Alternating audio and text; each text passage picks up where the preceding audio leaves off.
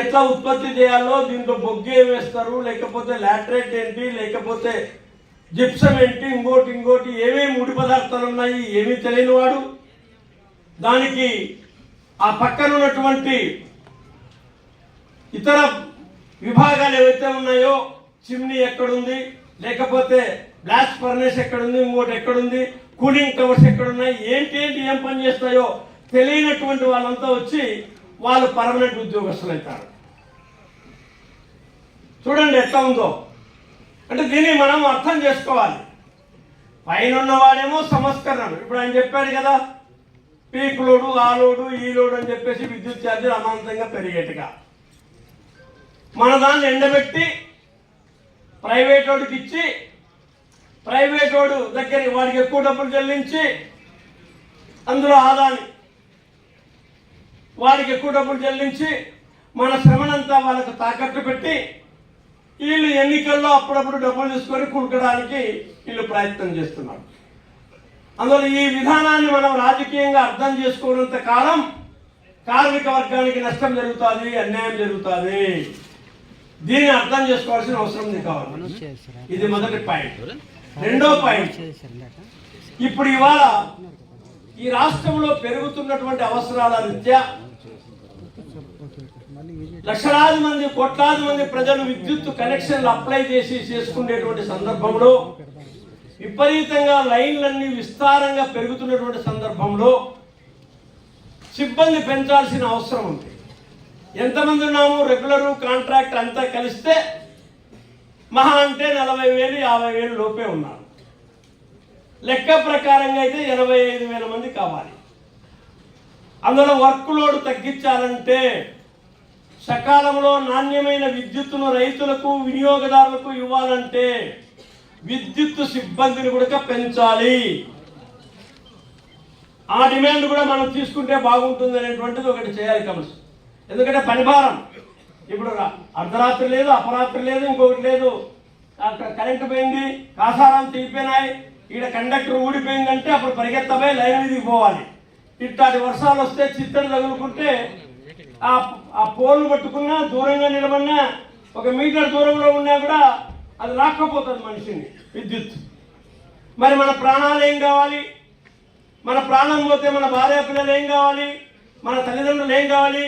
5 సంవత్సరాల అధికారంలో ఉండిపోవడానికి వచ్చినటువంటి ఈ గాడిద కొడుకులు చూస్తున్నారా?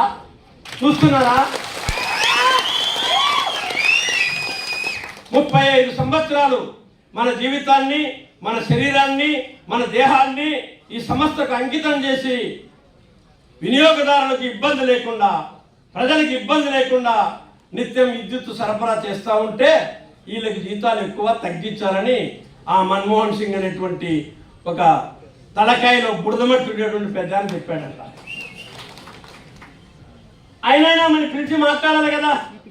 ఇక్కడ ఇన్ని సంఘాలు ఉన్నాయి, పవర్ జేఏసీ, లేకపోతే ఇప్పుడు మనం పెట్టిన జేఏసీ, ఇంకా ఇతరులు, దీంట్లోకి వచ్చిన వాళ్ళు, రానోళ్ళు, దూరం ఉండి సోద్యం చూసేటువంటి వాళ్ళు చాలా రకరకాలు ఉన్నారు. విద్యుత్ సంస్థలో ఉన్నట్టు ఈయనలు ఏ సంస్థలో లేవు నాకు తెలుసు. మరి ఈ సంఘాలను పిలిచి మాట్లాడాలి కదా, మాట్లాడాలి. మొదట్లోనేమో కాంట్రాక్ట్ కార్మికుల సమస్య మేము మాట్లాడాం. గతంలో జరిగింది ఒకసారి, అప్పుడు బాలకాశి దీనికంతా ఏదో చైర్మన్ ఏదో ఉండే, బాలకాశి ఏదో ఆ లాస్ట్ రోడ్ మావాడు చంద్రశేఖర్, వీళ్ళంతా మల్లికార్జున వీళ్ళంతా కలిసి 1000 మందిని సమీకరించి ఇక్కడ పెద్ద ఆందోళన చేస్తే మీతో మేము మాట్లాడాం. విజయానంద్ చెప్పిన మాట, సంఘాల వాళ్ళు కూడా వాళ్ళతో మాట్లాడితే మేము మీ కథ తెలుస్తాం.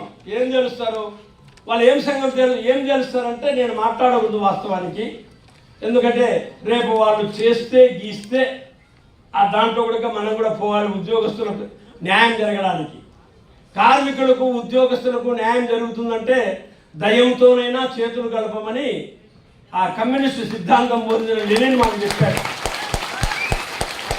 దాంతోనే ఒకప్పుడు వ్యతిరేకించి, ఒకప్పుడు అనుకూలించి, ఒకప్పుడు ప్రభుత్వానికి ఊడిగం చేసేటువంటి వాళ్ళు ఉండినా కలిసి వచ్చిన మేరకు కలుపుకొని ఉద్యమం చేయడం ద్వారా 1 అర్రో కార్మికుడి సమస్యల పరిష్కారం అవుతాయనేటువంటి ఆలోచనతో, సిద్ధాంత భావజాలంతో పుట్టి పెరిగాము.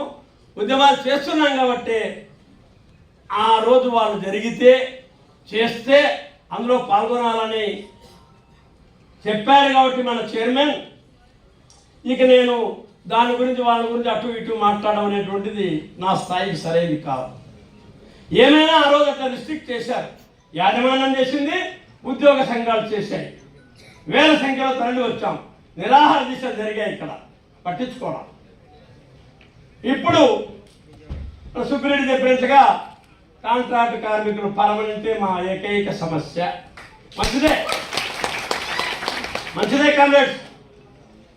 కాంట్రాక్ట్ కార్మిక వ్యవస్థ అనేటువంటిది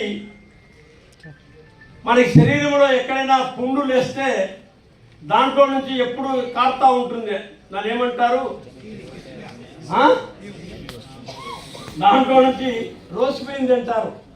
పుండు లేస్తే దాంట్లో నుంచి ఒక రకమైనటువంటి ద్రవం కారుతా